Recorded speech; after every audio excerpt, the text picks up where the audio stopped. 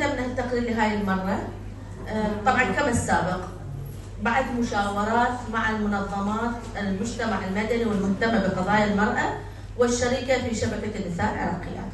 فكانت عندنا جلسة إقليمية في شمال العراق للمنظمات في الإقليم والمنظمات اللي موجودة قريبة منها في المحافظات القريبة، عندنا جلسة في الوسط وعندنا جلسة في الجنوب.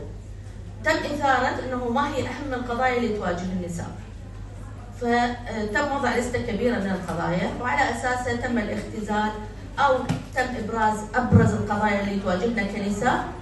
بقى ورا ما خلينا المواضيع المحتوى أيضا ما كان سهل مع قلة الوصول للمعلومات والموارد، وأحيانا نكتب شيء وبعدين يستجد شيء آخر، وإحنا متعودين على هذا الموضوع، يجينا تهديد جديد أو يجينا تراجع في قضية معينة. أخذناه هو التزامات العراق الدولية، أول مادة أو أول قضية تناقشنا بها، وحكينا على موضوع التحفظ.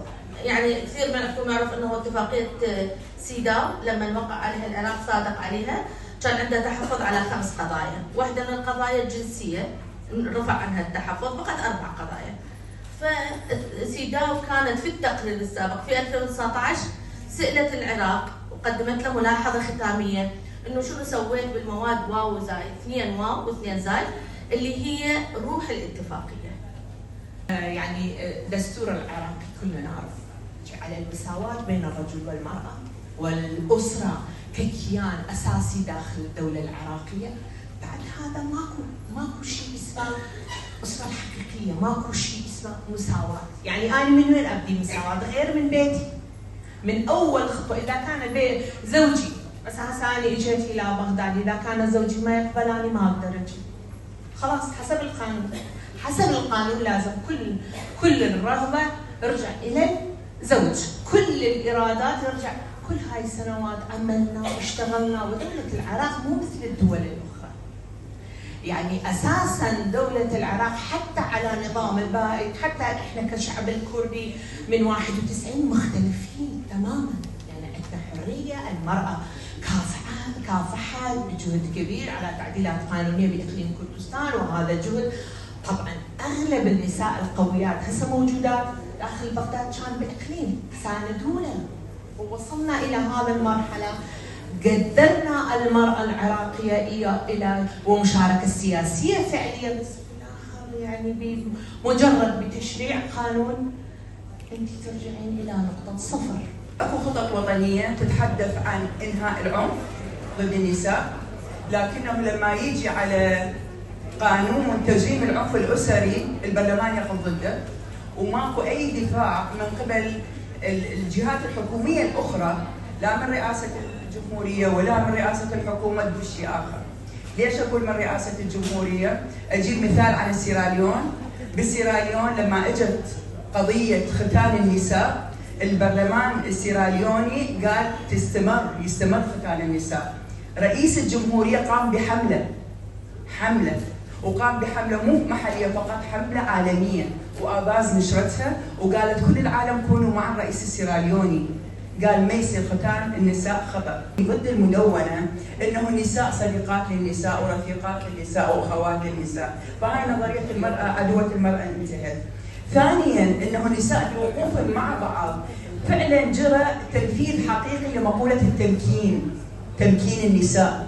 هو هذا تمكين النساء، انه انا اقويك وانت تقويني، واحنا نقوي مع بعض، سواء منظمات مع بعض او افراد مع بعض او افراد مع منظمات، بالاضافه الى الشخصيات الاخرى، محامين، قضاة الى اخره، انه اجينا مع بعض.